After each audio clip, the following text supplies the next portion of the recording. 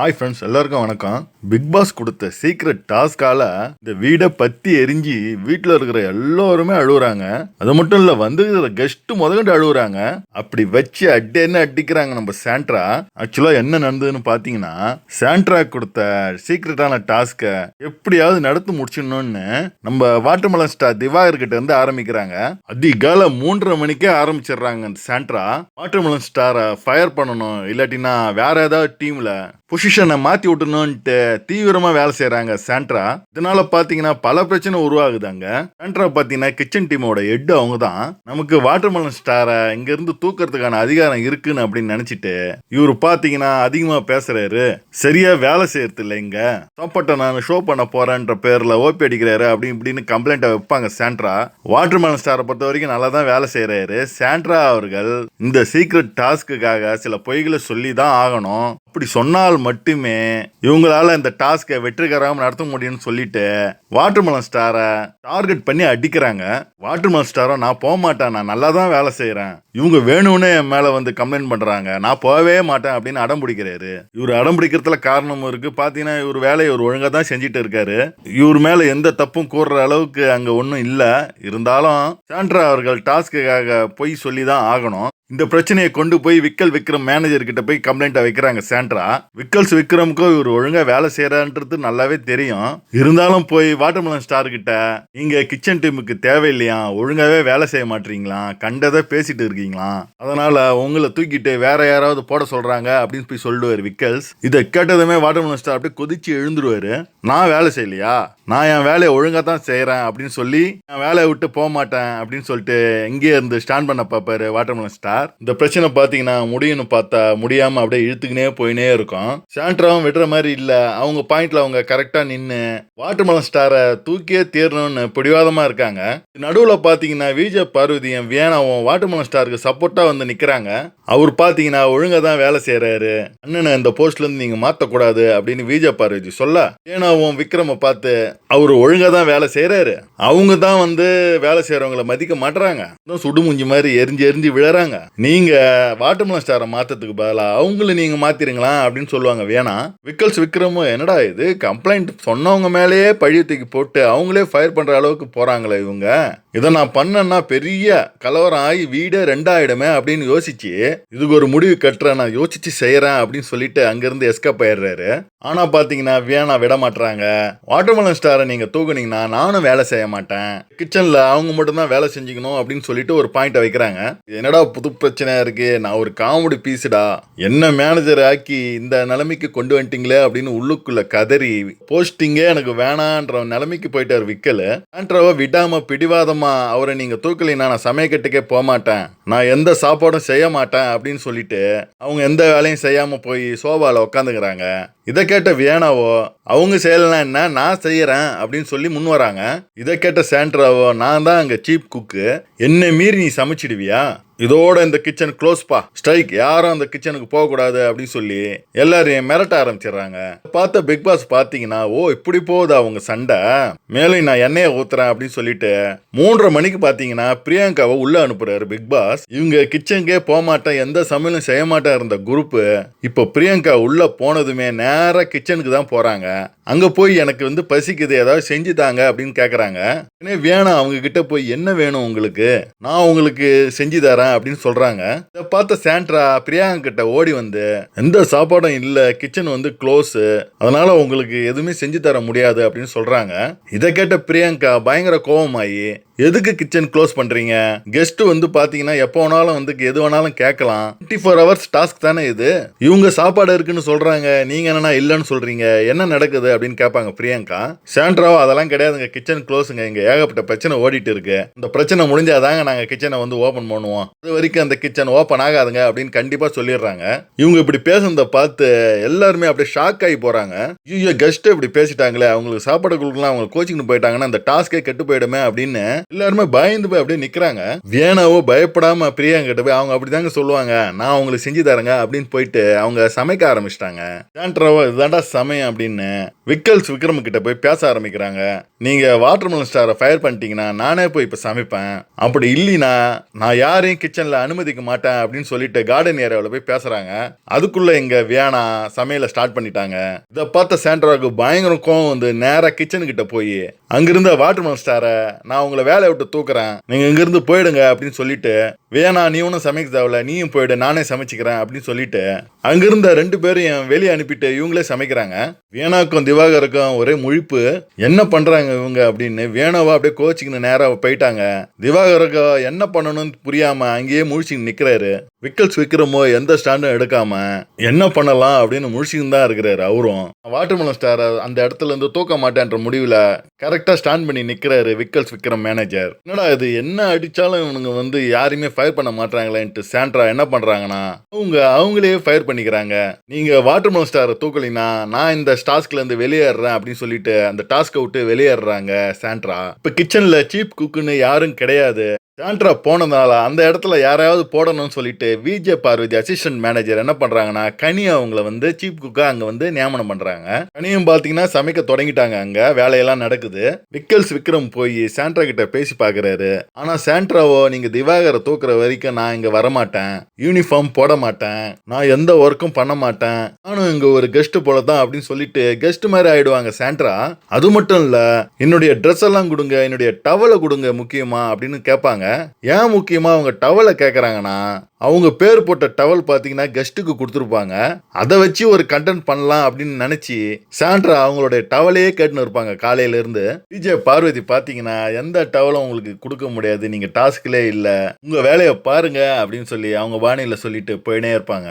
Sandra கேட்கற towel எங்க இருக்கு இப்ப பாத்தீங்கன்னா, கெஸ்டா வந்துக்கிறாங்களே மஞ்சுரி, அவங்க தான் அந்த டவலை யூஸ் பண்ணிட்டு இருக்கிறாங்க. அவங்க கையில தான் இருக்கு அந்த டவல். இதை நல்லா புரிஞ்சு வச்சிருந்த சாண்ட்ரா இந்த டவலை வச்சு இந்த வீட்டில் ஒரு பெரிய பிரச்சனை பண்ணலாம் அப்படின்னு யோசிச்சு அந்த டவலையே கேட்குறாங்க சாண்ட்ரா. என் டவலை கொடுங்க, என் டவலை கொடுங்க அப்படின்னு சொல்லி கத்தின்னு அப்படியும் இப்படியும் போயின்னு இருக்கிறாங்க. இதை பார்த்த கெஸ்ட்டு, என்ன அவங்க டவல்னு கத்திட்டு போறாங்க, அவங்களுக்கு அந்த டவலை கொடுத்து தான் தொலைங்களாம் அப்படின்னு சொல்றாங்க கெஸ்ட்டு. கெஸ்ட்டுக்கும் தெரியாது சீக்ரெட் டாஸ்க் நடந்துட்டு இருக்குன்னு. ஏன் சாண்ட்ரா இப்படி பண்றாங்க அப்படின்னு அவங்களும் முடிச்சுட்டு தான் இருப்பாங்க. ஆனால் மக்களுக்கு தெரியும் இது டாஸ்க் தான் போயின்னு இருக்கு, அதனாலதான் இவ்வளோ அட்ராசிட்டி பண்றாங்க இந்த சாண்ட்ரான்னு. திரும்பவும் சாண்ட்ரா துண்டு துண்டுன்னு கேட்க அந்த துண்டை கொடுத்துதான் தொலைங்கப்பா அப்படின்னு கெஸ்ட் சொல்ல, கெஸ்ட் கிட்ட அந்த துண்டு பாத்தீங்கன்னா உங்ககிட்ட தான் இருக்கு, சாண்ட்ராவோட டவல் மஞ்சரி தான் யூஸ் பண்ணிட்டு இருக்கிறாங்க, அது உங்ககிட்ட தான் இருக்கு அப்படின்னு சொல்லுவாங்க. கேட்ட உடனே மஞ்சரிக்கு பயங்கர அதிர்ச்சி ஆயிடும். சாண்ட்ரா யூஸ் பண்ண டவலை எங்கிட்ட கொடுத்துருக்கீங்களா, அவங்களுக்கு ஏற்கனவே இன்ஃபெக்ஷன் ஆயிருக்கு, சளி பிடிச்சிருக்கு, அதை எங்ககிட்ட கொடுத்து எனக்கு இன்ஃபெக்ஷன் ஆயிடுது, என்ன இது ஹோட்டல் மேனேஜ்மெண்ட் அப்படின்னு புலம்பிட்டு இருப்பாங்க மஞ்சரி. உடனே சாண்ட்ரா, ஆமாங்க அது என்னுடைய துண்டு தான், அது நான் யூஸ் பண்ண துண்டு தான், எனக்கு வேற சளியெல்லாம் பிடிச்சிருக்கு, அதை நான் யூஸ் பண்ணியிருக்கேன், அதையே கொடுத்துட்டாங்க அப்படின்னு கத்துவாங்க. அது மட்டும் இல்ல, சாண்ட்ரா என்ன செய்வாங்கன்னா கெஸ்ட் கிட்ட போய் காலையில நீங்க சாப்பிட்ட சட்னியில யார் முடிய இருந்தது அந்த முடியை எடுத்து போட்டுட்டு உங்ககிட்ட அந்த சட்னியை கொடுத்தாங்க, அதையும் நீங்க சாப்பிட்டீங்க அப்படின்னு சொல்லுவாங்க. இதை கேட்டவொடனே கெஸ்ட் எல்லாருமே ஷாக் ஆயிடுவாங்க. என்னது, முடியை தூக்கி போட்டுட்டு சட்னி கொடுத்தாங்களா, வேக் அப்படின்ற மாதிரி மூஞ்ச சுளிப்பாங்க அப்படியே பிரியங்கா. மஞ்சூரி, என்ன இது ஹோட்டல் இப்படியா பண்றீங்க அப்படின்னு அவங்களும் கத்துவாங்க. சாண்ட்ராவோ, என்ன நீங்க வந்து கூட்டு பேசலினா இப்படி நான் உண்மையை சொல்லிட்டு தான் இருப்பேன், இங்க நடக்கிற எல்லா தப்பையும் நான் சொல்லிட்டு தான் இருப்பேன், நீங்க என்கிட்ட பேசி என்னுடைய வேலையை திருப்பி கொடுத்து டீம்ல இருக்கிற ஒருத்தரை நீங்க மாத்தியே ஆகணும், இதுதான் என்னுடைய வேண்டுகோள் அப்படின்னு சொல்லுவாங்க சாண்ட்ரா. சாண்ட்ராக்கு யாராவது ஒருத்தவங்களை மாத்தியே ஆகணும், அதுதானே அவங்களுடைய டாஸ்கே. அதுல பாத்தீங்கன்னா அவங்க கரெக்டா தீர்மானமா இருக்கிறாங்க. மொத்தத்துல சாண்ட்ரா பாத்தீங்கன்னா கெஸ்ட் மேல கைய வச்சா கெஸ்ட்டை வெறுப்பேத்தனா இந்த ஒட்டுமொத்த டாஸ்கே கெட்டு போயிடும் அப்படின்ற நினைப்புல பயங்கர கலாட்டா பண்ணிட்டு இருக்கிறாங்க சாண்ட்ரா. இதெல்லாம் பார்த்த தீபக் கடுப்பாகி இந்த வீட்டை விட்டே நான் போறேன் அப்படின்ற மனநிலைமைக்கே வந்துட்டாரு. இந்த மனநிலைமைக்கு வர காரணம் என்ன ஆச்சுன்னு பாத்தீங்கன்னா, மஞ்சூரிக்கு சாப்பாடு வைக்கும் போது அவங்க சாப்பிட்டுட்டு இருக்கும் போதே சாண்ட்ரா அவங்க வேணும்னே அவங்க சாப்பாடு கிட்ட போய் தும்புற மாதிரி தும்புறாங்க. இதை பார்த்த தீபக், பிரியங்கா, மஞ்சூரி எல்லாம் கடுப்பாகி இந்த ஹோட்டலை விட்டு நான் போறேன், இந்த ஹோட்டல்ல நான் இனிமேல் இருக்க மாட்டேன் அப்படின்னு சொல்லிட்டு ஹோட்டலை விட்டே கிளம்ப போயிட்டாங்க. இதுக்கு மேல பொறுமையா இருந்தா நம்ம வந்து மேனேஜர் பதவிக்கே லாக்கி இல்லை அப்படின்னு சொல்லிட்டு டீம் மீட்டிங் போட ஆரம்பிச்சிட்டாரு விக்கல்ஸ் விக்ரம். டீம் மீட்டிங்ல ஒவ்வொருத்தரா பேசக்குள்ள திவ்யா வந்து பேசுறாங்க. நேத்து நானும் வந்து மேனேஜரா இருக்கக்குள்ள எல்லார்கிட்டையும் இதே தான் சொன்னேன். யாருமே எனக்கு ஒத்துழைச்சு போகல. நான் ரொம்ப கத்துறேன் அப்படின்னு சொல்லிட்டு நீங்க பாத்தீங்கன்னா ரொம்ப ஓவரா கத்திருக்கீங்க. அப்போ எல்லாருமே நீங்க குரூப்பா பிளே பண்றீங்களா அப்படின்னு கேட்பாங்க திவ்யா. விக்கல்ஸ் விக்ரமா ஐயோ சாண்ட்ரா பிரச்சனையை தீர்க்கலாம்னு பார்த்தா இப்போ ஒரு புது பிரச்சனை திவ்யா வேற இதுல சேர்ந்துக்கிறாங்களா அப்படின்ற மாதிரி முழிச்சு போய் பாப்பாரு. என்னடா பண்ண உங்களுக்கு, என்ன மேனேஜரை ஆக்கி மேனேஜருக்கு உண்டான மரியாதையும் கொடுக்காம உங்க இஷ்டத்துக்கு ஆடுறீங்களடா. நான் யாருக்கிட்டையும் கோவமா பேசுனதே இல்லடா. எனக்கு கோவமே வராதுடா. நான் அப்படித்தான்டா பேசுவேன். என்னை ஏன்டா இப்படி கொடுமைப்படுத்துறீங்க அப்படின்னு அழுதுங்கனே கண்ணீரோட சொல்லுவார் விக்ரல்ஸ் விக்ரம். நான் பாத்தீங்கன்னா எனக்கு இந்த வேலையே வேணாம், நான் இதை ராஜினாமா பண்றேன், என்னால இதுக்கு மேல ஒர்க் பண்ண முடியாது அப்படின்னு சொல்லிட்டு வேலையை ராஜினாமா பண்றாரு நம்ம விக்கல்ஸ் விக்ரம். ஸோ அந்த பதவியை பாத்தீங்கன்னா ஓட்டிங் அடிப்படையில் நம்ம சபரிக்கு கொடுத்துட்றாங்க. இதெல்லாம் அப்படியே பார்த்துட்டு இருந்த நம்ம கெஸ்ட் இந்த ஹோட்டலை விட்டு வெளியேறணும்னு முடிவு எடுத்து பொட்டி பொடிக்கெல்லாம் கட்டிக்கின்னு வெளியே கிளம்புறதுக்காக ரெடி ஆகின்னு இருக்கிறாங்க. இவங்க வீட்டை விட்டு கிளம்புறதுனால ரிவ்யூ கொடுத்தே ஆகணும்ல, அதனால ரிவ்யூ கொடுக்கறதுக்காக எல்லாருமே லிவிங் ஹாலில் வந்துட்டாங்க. பிரியங்கா என்ன சொல்றாங்கன்னா, உங்களுக்குள்ள ஒற்றுமையே கிடையாது, உங்க இஷ்டத்துக்கு தனி நபரா நீங்க என்ன வேணாலும் ஆட்டம் ஆடுறீங்க. யாராவது ஒருத்தவங்க கடுமையா பேசினா அதுக்கு மேல நீங்க கடுமையா பேசுறீங்களே தவிர பொறுத்து போக மாட்டீங்க. உங்களுடைய இண்டிவிஜுவல் கேமை தான் நீங்க விளையாடுறீங்களே தவிர ஒற்றுமையா ஒன்றுபட்டு நீங்க எதையுமே செய்ய மாட்டீங்க. ஒரு டாஸ்க்னு வந்துட்டா நீங்க ஒத்துமையா பண்ணணும். காலையில இருந்து நான் பாக்குறேன், ஒரு நபரை உங்களால கண்ட்ரோல் பண்ண முடியல. நீங்களாம் என்னத்தோட கேமை விளையாடுறீங்க அப்படின்ற மாதிரி காரி முடிஞ்சிடுறாங்க. மஞ்சரியும் கிட்டத்தட்ட பிரியங்கா சொன்ன பாயிண்டே தான் சொல்றாங்க. அடுத்து பாத்தீங்கன்னா தீபக் இதை சொல்றதுக்கு நான் சாரின்னு அப்படின்னு சாரி கேட்டுட்டு, நீங்க பண்ற செய்கை எல்லாம் ஒரே அருவறுப்பு தன்மையா இருக்கு, ரொம்ப கேவலமா அசிங்கமா விளையாடுறீங்க, நீங்க எல்லாருமே ஒற்றுமையே இல்லாம அப்படியே செதறி போய் கிடக்குறீங்க, எல்லாருமே இண்டிவிஜுவலா விளையாடி இந்த ஸ்டார் மேலதான் அக்கறை இருக்க தவிர ஒற்றுமையா விளையாடணும்னு உங்களுக்கு அக்கறையே கிடையாது அப்படின்னு அவரும் காரி முடிஞ்சிட்டு, வீட்டுக்கு உண்டான பேரே அழிச்சிட்டீங்க அப்படின்னு சொல்லிட்டு இந்த வீட்டை விட்டு நாங்க எப்பயே கிளம்புறோம் அப்படின்னு சொல்றாரு தீபக். இதை கேட்டதுமே பிக் பாஸ் பயங்கரமா ஃபீல் ஆகி, 3 கெஸ்டுங்களுமே நீங்க இருக்கணும்னா இருங்க, உங்களுக்கு பிடிக்கல நீங்க போகணும்னு விருப்பப்பட்டீங்கன்னா நீங்க போயிடலாம், நான் உங்களை கட்டாயப்படுத்தி நான் இந்த வீட்டில் இருக்க வைக்க மாட்டேன், எனக்காக நீங்க வந்து இருப்பீங்கன்னு நான் நினைக்கிறேன், கொஞ்சம் வெயிட் பண்ணுங்க, இதை நான் சரி பண்ணிடுறேன், என்னால இப்போதைக்கு எதுவும் சொல்ல முடியாது, இவங்க பண்ற சேஷ்டையெல்லாம் நான் பார்த்துட்டு தான் இருக்கேன், என்னால சாரி கேட்க முடியுமே தவிர இந்த சூழ்நிலையில எதுவுமே பேச முடியாது அப்படின்னு சொல்லிட்டு பிக் பாஸ் சாரி கேட்க ஆரம்பிச்சிட்டாரு. இது பாத்தீங்கன்னா பிக் பாஸ் வரலாற்றிலே முதல் தரம் பிக் பாஸ் சாரி கேட்கறது. இதை கேட்டதுமே இந்த 3 கெஸ்ட்டுக்கும் பயங்கர ஃபீல் ஆயிடும். பிக் பாஸே சாரி கேட்கிறாரு ஐயோ அப்படின்னு, எப்பேற்பட்ட மனுஷன் அவரே மனசு உடைஞ்சு இப்படி சாரி கேட்கறாரு அப்படின்னு ஃபீல் ஆகி பயங்கரமா கதறி அழுகுறாரு நம்ம தீபக். பிக் பாஸ் பாத்தீங்கன்னா இப்படி டச்சிங்கா பேசி யாருமே பார்த்திருக்க மாட்டீங்க. இந்த அளவுக்கு வீட்டுல வந்த மனுஷால பார்த்து மனம் உடைஞ்சு போயிருக்காரு நம்ம பிக் பாஸ். அப்படி ஒரு நல்ல கண்டஸ்டன்டா தேர்வாகி இந்த வாட்டி வந்திருக்காங்க உள்ள. பிக் பாஸ் ஷோவுக்கு உண்டான ஸ்டாண்டர்டே இந்த கண்டஸ்டன்டால போயிடுது. இதெல்லாம் நினைச்சு பார்த்த நம்ம தீபக் பயங்கரமா கதறி அழுதுட்டு பிக் பாஸ்க்காக அந்த வீட்டுல இருக்கணும்னு முடிவு எடுக்கிறார் நம்ம தீபக். இந்த பக்கம் பாத்தீங்கன்னா சாண்ட்ரா கொடுத்த அடியில விக்கல்ஸ் விக்ரம் கதறி அழுது தன்னுடைய பதவியை ராஜினாமா பண்ணிட்டு அந்த பிளேஸுக்கு சபரிக்கு கொடுத்துட்டாங்க. சபரி இந்த பொசிஷனுக்கு நம்ம வாட்டர் மலனை ஸ்டாச்சுவா நிக்க வச்சுட்டாங்க.